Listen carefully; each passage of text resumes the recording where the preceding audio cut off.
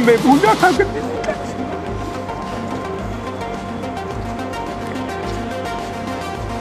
इसलिए इसके आगे मैंने कुछ कहा। जिसका पैजामा कोई दिया है, कुर्ता कोई दिया, इसलिए मुझे कार्यकर्ताओं पर भरोसा है केवल। नमस्कार, मैं विकास कुमार। सीट शेयरिंग में कदवा विधानसभा की सीट जनता दल यूनाइटेड को चली गई है। इसकी आधिकारिक घोषणा भी हो गई है। कदवा से भाजपा के पूर्व प्रत्याशी रहे चंद्रभूषण ठाकुर हमारे साथ हैं। हम उनसे आज बातचीत करते हैं, क्योंकि हमने जब पहला इंटरव्यू उनका किया था तो उन्होंने कहा था कि जब पार्टी तय करेगी कि ये सीट शेयरिंग में किसी दूसरे पार्टी को अगर ये सीट जाती है तब वो अपना स्टैंड क्लियर करेंगे। इसी स्टैंड को जानने के लिए अभी हम जो हैं चंद्रभूषण ठाकुर जी के साथ हम हैं। चंद्रभूषण जी, सबसे पहले नमस्कार। अब तो सीट शेयरिंग में वो सीट जेडीयू को चले गया जी। अब आपका क्या स्टैंड रहेगा? क्या आप निर्दलीय चुनाव लड़ेंगे?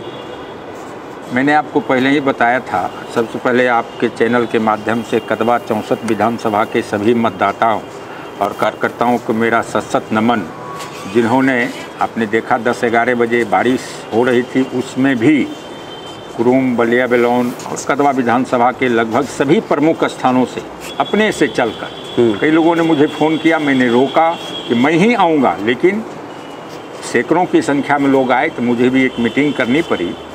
और मैंने कहा था कि पार्टी और कार्यकर्ता, तो पार्टी ने तो सीट शेयरिंग कर लिया, उनका काम खत्म हो गया।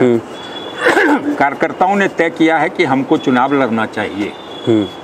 आप जानते हैं कि मैं तो फटकलाल गिरधारी लोटा नहीं थारी, कार्यकर्ताओं के बल पर मैं आज यहाँ इस स्थिति में खड़ा हूँ। और कार्यकर्ताओं ने तय किया है कि हमको चुनाव लड़ना चाहिए, और इसको और व्यापक रूप देने के लिए मैंने अपने मित्रों से मिलकर कहा है कि विधानसभा क्षेत्र का भौगोलिक स्थिति बहुत लंबा चौड़ा है। 3 जगहों पर कल से मेरी बैठकें होगी, और यह मान के चलिए कि कार्यकर्ताओं के मान सम्मान और उस धरती के स्वाभिमान के लिए चुनाव मुझे लड़ना पड़ सकता है।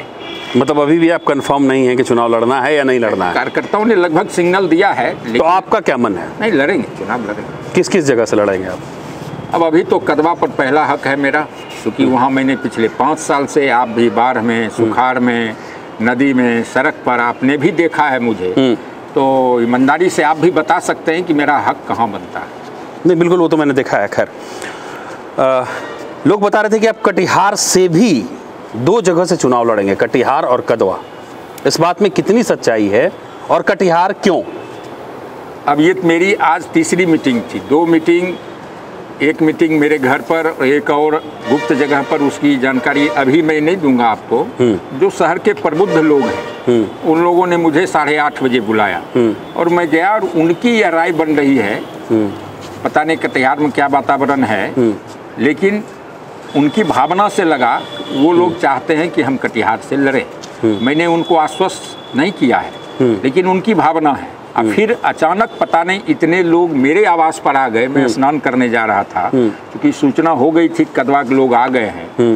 अब दरवाजे पर कोई आया है तो 10 मिनट समय देना पड़ेगा, और उसमें अधिकांश नौजवान थे, और हम समझते हैं करीब 150 लोग, गिना तो नहीं, मेरी कुर्सी मोहल्ले की कम पड़ गई। कुछ लोग खड़े थे ऐसे ही, और उनका भी दबाव था कि दादा आप कटिहार से चुनाव लड़िए। मैंने हाथ जोड़ के उनको कहा मेरा हक पहले, और मेरे पर पहला हक कदवा के लोगों का है, और वो आ गए हैं, बिना उनके अनुमति का मैं ये निर्णय नहीं कर सकता हूं। तो क्या सीधा मेरा सवाल है, क्या आप कटिहार से भी लड़ेंगे, या किसी पार्टी के बैनर तरह लड़ेंगे, या निर्दलीय लड़ेंगे? क्या डिसीजन लिया है? अभी निर्णय ये हुआ है कि मुझे चुनाव लड़ना है। अच्छा, इतना मान के चलिए। अब पार्टी, जिस पार्टी कटिहार से, जिस नहीं, अभी तो कदवा की बात है। कटिहार से लोग चाह रहे हैं कि हम लड़ें, तो आप लड़ सकते हैं क्या? नहीं, देखेंगे, पहले कदवा का जरा सा हमको। बीजेपी ने आप जैसे कार्यकर्ताओं को दरकिनार कर सीट शेयरिंग में वो जेडीयू को दे दिया। आप जानते हैं, आप क्या आपको लगता है ऐसा कि बीजेपी ने आपकी उपेक्षा की? अब देखिए, अब उनकी क्या मजबूरी रही होगी। अब बड़े नेता से मेरी बात 2 दिन में नहीं हुई है, और मैं बहुत हद तक अपनी तैयारी कर लिया था। नेताओं ने मुझे आश्वस्त किया था कि ये सीट पार्टी लड़ेगी और पार्टी लड़ेगी तो तुम्ही को लड़ना।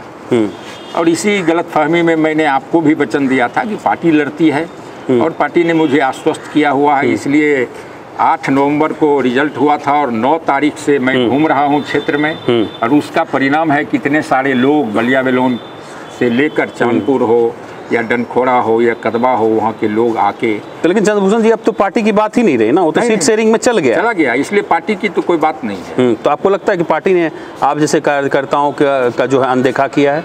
अब ये तो वो समझें, मुझे तो लगता है कि कहीं न कहीं हम में तैयारी में भूल हो गई, कमी हो गई, इसलिए उस सीट को और मुझे लोगों ने नकारा है। मतलब किसने नकारा? पार्टी ने? हाँ, पार्टी को अगर लगता है कि वो सीट हम जीतने वाले हैं तो रखना चाहिए था।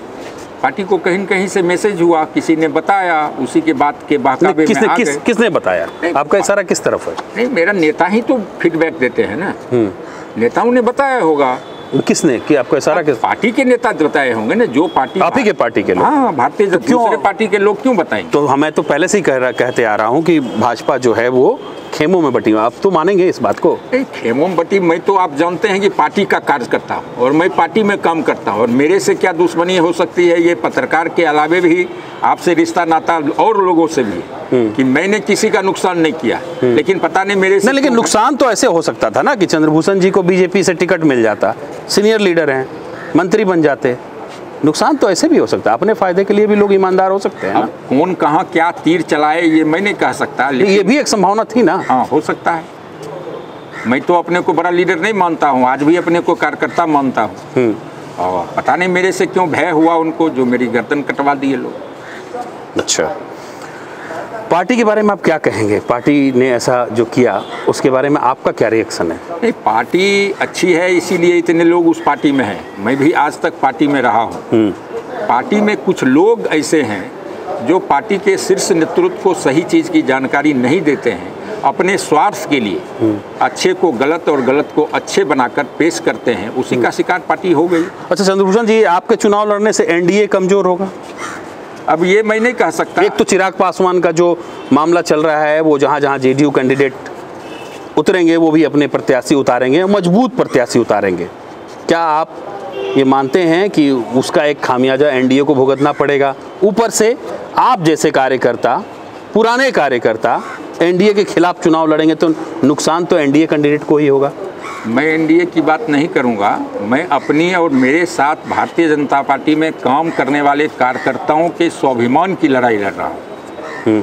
एनडीए को अगर चिंता उस क्षेत्र की मेरी कार्यकर्ताओं की होती तो वो पहले पहल करते ना, मुझे ये निर्णय लेने की जरूरत क्यों पड़ती? मैं तो 5 साल से काम कर रहा हूँ। सारे कार्यकर्ता रात दिन, आपने देखा इस कोरोना में भी मैं 3 दिन लॉकडाउन में रहा हूँ, बाकी सब दिन क्षेत्र में क्वारंटाइन सेंटर से लेकर पीड़ित के घर तक मैं गया हूँ।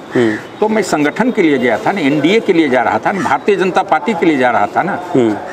तो आप चुनाव लड़ेंगे, ये अभी आप नहीं बताएंगे? ये नहीं बताएंगे किस पार्टी से लड़ेंगे या निर्दलीय लड़ेंगे? मैंने कहा कि अभी कार्यकर्ता चुनाव बहुत बड़ी बात है, कोई गुड़िया का खेल नहीं है, लेकिन ये तय हो गया है चंद्रभूषण ठाकुर चुनाव लड़ेंगे।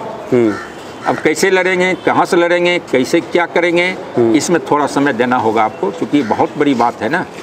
पार्टी से लड़ना और ऐसे लड़ना, जिस पार्टी में इतने दिनों तक रहे उन्होंने उपेक्षा किया है, अब दूसरे पार्टी में जाएंगे, कितना महत्व देंगे, क्या होगा, इसको तालमेल बैठाने में थोड़ा वक्त लगेगा। आप भी थोड़ा समय दीजिए और बाकी कार्यकर्ता है उनकी राय जान लीजिए, फिर बहुत चीज़ स्पष्ट हो जाएगा। नहीं ठीक है, वो कार्यकर्ता की राय तो हम जिस दिन चौक चौराहा पर चर्चा करेंगे उनसे पूछ लेंगे, जान लेंगे। कटिहार के बारे में भी मन बना रहे हैं क्या? ये लोगों का कहना है। नहीं, आपका मन क्या है? मैं अभी कार्यकर्ताओं से जब तक पूरा फीडबैक नहीं ले लूँगा, इसलिए मैंने कहा कि मेरी पहली प्राथमिकता कदवा है और उसको मैं पूरी तरह से परख लेता हूँ। 2-3 दिन में हो जाएगा, क्योंकि बहुत लंबा चौड़ा मेरा क्षेत्र है और कटिहार में और लोग बैठने वाले हैं, क्योंकि यहाँ सिटिंग विधायक है, 3 बार से वो जीत रहे।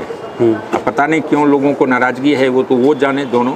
लेकिन मेरे पास संदेश भेजा जा रहा है, लोगों ने मेरे साथ बैठक की है, मुझे लोगों ने कहा है कि आप कटिहार से लड़िए। मतलब कटिहार विधायक के प्रति नाराजगी है, वैसे लोगों ने जैसा लोगों ने बताया। अब मुझे तो अवसर नहीं मिलता है कि यहाँ लोगों से मिलूं, बात करूं, लेकिन कल से ये प्रयास जारी हुआ है और लोगों ने मुझे कहा है। मैंने कहा थोड़ा वक्त दीजिए, क्योंकि मेरा पहला अधिकार और वहाँ के लोगों का अधिकार मेरे ऊपर है, तो पहले मैं उनसे संतुष्ट हो लेता हूँ, फिर अपनी राय में बता। अगर चंद्रभूषण ठाकुर 2 जगह से लड़ते हैं तो दोनों जगह एनडीए को नुकसान होगा।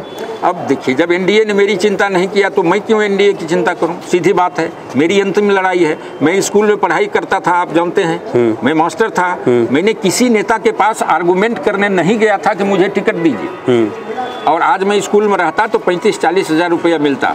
2023 में मैं सेवानिवृत्त होता, बुढ़ापे की लाठी मेरी बची हुई पूंजी बच जाती। मैं तो आज सड़क पर हूँ।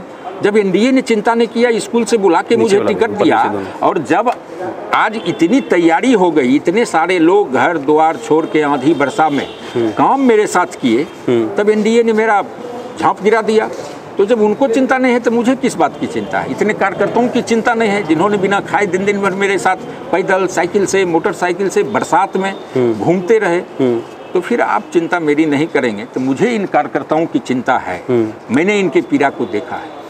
पिछले लोकसभा चुनाव में भी हमने देखा था कि एमएलसी अशोक अग्रवाल निर्दलीय चुनाव में खड़ा हो गए।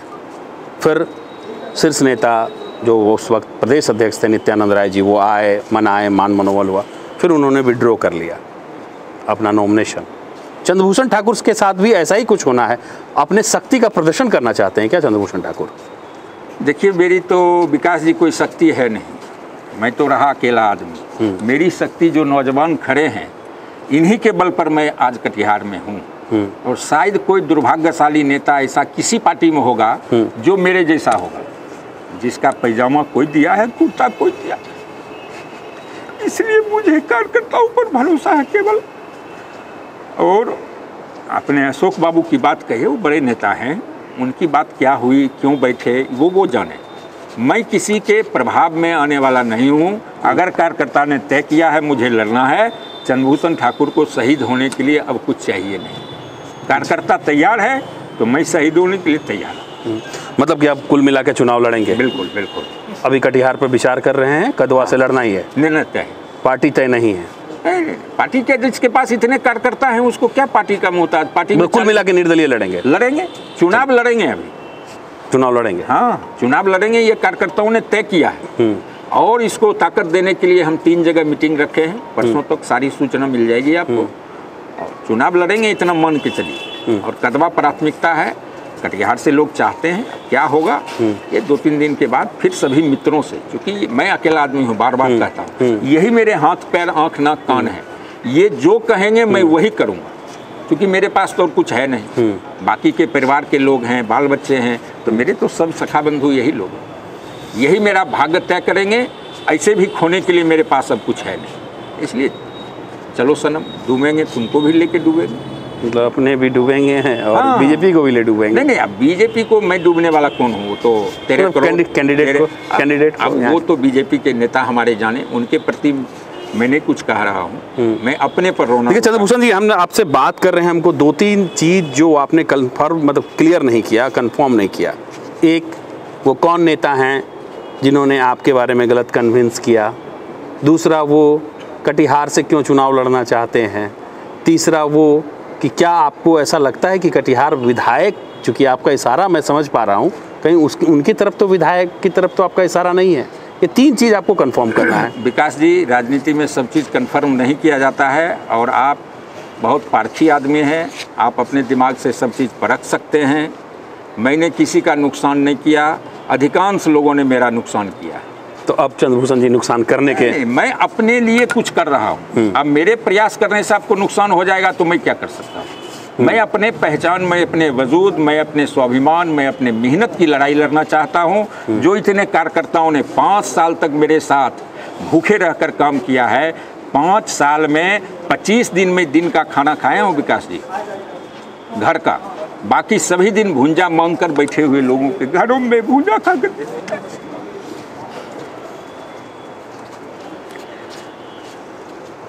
इसलिए इसके आगे मैं नहीं कुछ कर सकता। परिणाम मिलेगा, जिन लोगों ने जैसा किया है उसका दुष्परिणाम उनको मिलेगा। तो आपको लगता है चंद्रभूषण जी कि आपकी मेहनत बेकार चली गई? सत्य परेशान हो सकता है, पराजित नहीं हो सकता। और जिसके साथ इतने कार्यकर्ता खड़ा हैं उसको कौन परास्त करेगा? मैं अपने बल पर नहीं बोल रहा हूँ, मैं कार्यकर्ताओं के बल पर। अच्छा, आप रोइए मत चंद्रभूषण जी। मैं टिकट मांगने नहीं गया था, आपको भी पता है। अभी भी लोग पटना दिल्ली गए थे, 2 बार पार्टी मीटिंग के लिए बुलाई है। कहाँ गए अभिषेक सुमन जी? बैठक में गए, कहे कि दादा मीटिंग खत्म हो गया है, चलिए नेता से मिलेंगे हम। कि नहीं, पार्टी ने जो जो कहा उसको पूरा किए हैं ये लोग, रात रात भर जग करके। पार्टी ईमानदार है, वो निर्णय करेगी। कोरोना है, पटना परेशान है, कोई नेता मिलते नहीं है, सीधे घर चलिए। मीटिंग खत्म हुई, 7 बजे पटना से चले हैं, 4 बजे भोर में सब लोग आए। ये लड़का बिहारीगंज से भींजते हुए पानी में आया है, यहाँ 5 बजे शाम में गाड़ी में बैठा के इसको पटना ले गए हैं। अच्छा, चलिए हम 2-3 दिन बाद फिर आपका इंटरव्यू करेंगे और जानने की कोशिश करेंगे कि आपने क्या निर्णय लिया है।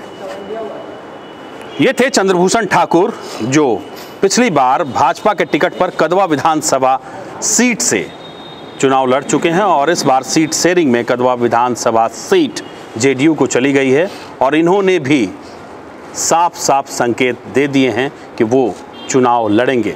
किस पार्टी से या निर्दलीय, ये इन्होंने स्पष्ट नहीं किया।